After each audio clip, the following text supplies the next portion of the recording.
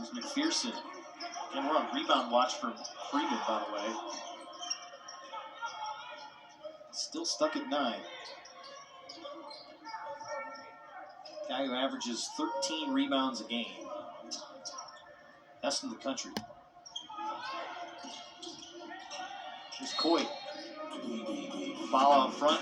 That's going to take us to a timeout.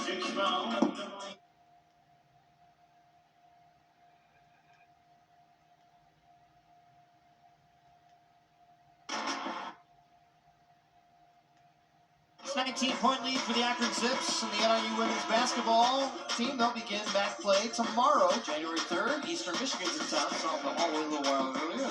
6 o'clock start. Central Time, 7 o'clock Eastern. For tickets, go to NIUHuskies.com. Call 815-753-PACK. That's 815-753-7225. Game also will be available right here on ESPN. Trying to get back to 500. A little bit above 500 right now. Undefeated at home, of course. They've played well in this building.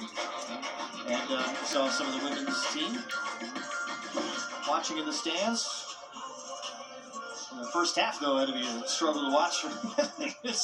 Not a good first half for the NIU Husky men's team. 15% shooting, 4 of 27.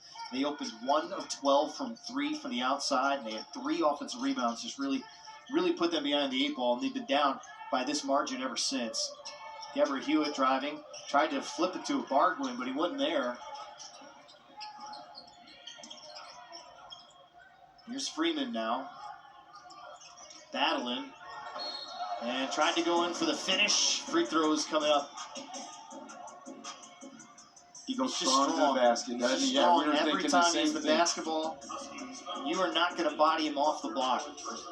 No, he made a, he's got that patience to kind of wait and then spin at the right moment when the defense relaxes. Then he goes strong. I mean, he's going to dunk it or you got to foul. Post play is about leverage. If you can figure out it's not about size, it's not about strength sometimes, but if you can combine those two in the right leverage, that's how you get that spin move, and that's how you get to the free throw line.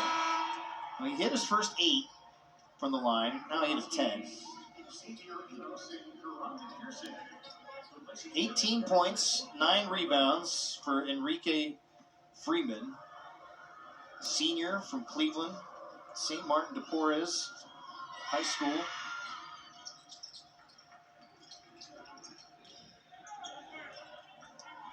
And you know he's a gentleman. You know why? Because he has 5 sisters. Oh my! So, tell you that that's a house of ladies that run that show. Well, and I've been impressed with his attitude, his character on the court.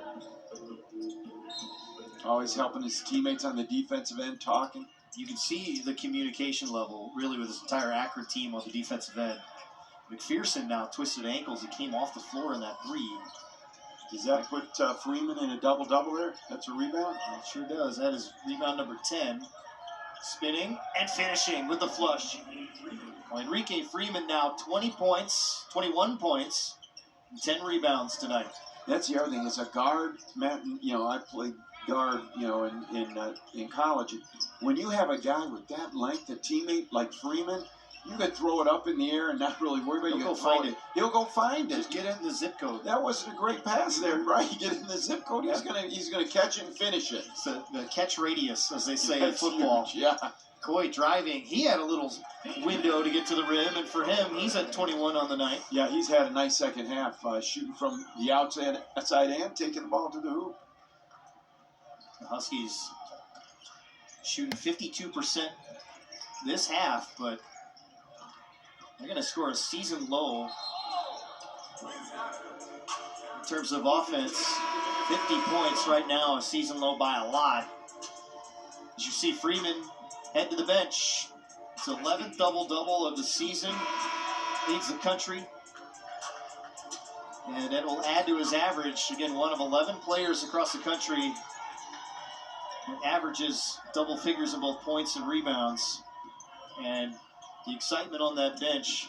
Look, this is not an easy trip to the MAC. This is the left coast, the west coast of the MAC. You come out of here with a loss, it's a tricky bus ride. This is going to be a fun one for them as they ride back to Akron. Lyles on the steal, tried to go for the home run ball. Get free throws instead. Now, that's a point of pride at that point. I'll tell you what, I have been impressed with Ibargüen's, with his intensity and his effort this half, man. He's blocked some shots. He's gotten some offensive rebound putbacks, dunks. You know, he's helped his teammates get to the basket and finish at the rim. You've seen his leadership, too. He is talking individually with some of the guys. You know, when the going's not going well, is there a calm presence out there that says, hey, we can't be doing this? He's been that guy tonight. You know, if I'm Coach Bruno, I highlight that, you know, in our next practice. His attitude, his effort in the second half. And that's why they played more competitively. So Lyles, the Columbus native, hits the free throw. Lyles and Ibargüen battling. So Enrique Freeman, 21 points, 10 rebounds, a lot inside, but battling all the way. Player of the game tonight. Even catching the alley-oop, mishandling, regathering. He's always under control. You know, he has a plan. You can tell he has an idea of what he wants to do every time he touches the ball. Well, and I tell you, man, I haven't seen all the players in the MAC, but if there's somebody better than him, then I tell you what, they're going to be really, really good, because as of right now, he would get my vote for Player of the Year based on his attitude, his effort, and the numbers he puts up. Well, when you have two players on the first team, you know, Akron knows they have individual talent up and down the roster. That one got away, and it will be out of bounds for Akron. That's going to roll all the way back, by the way. 23-point lead, under 90 here. So, Huskies, they shot better. Almost burned the tape first half, I think, at some point. When you started looking at those shooting percentages, Sean Bruno's going to have a very interesting week as he heads, you know, now they go on the road. They go to Ohio. They got Western Michigan next Tuesday. So there's going to be some long conversations and some long bus rides to be had, too. And Ohio, that's a tough trip. Tough place to play. So not the debut of the MAC season that the Huskies wanted for Akron.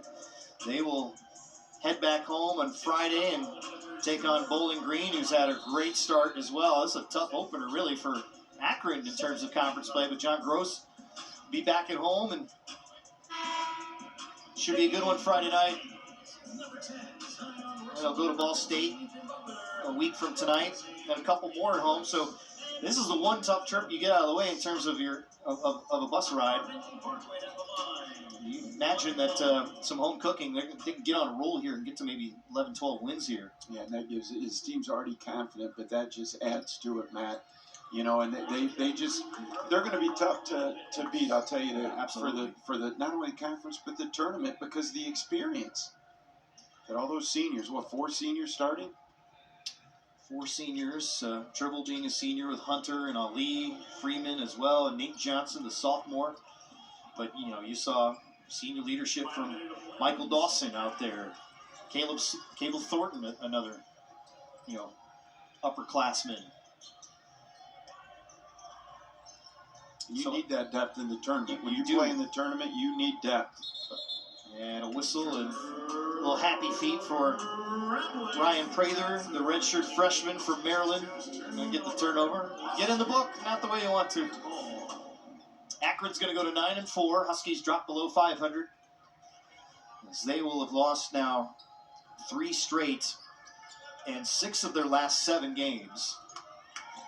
So Huskies reeling and going in the wrong direction fast.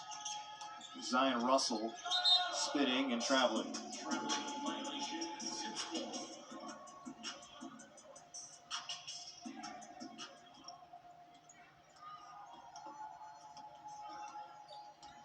.22 lead. They'll walk it up. The shot clock is off. Tavari Johnson, the Lions Township kid from the Chicagoland area, getting some playing time.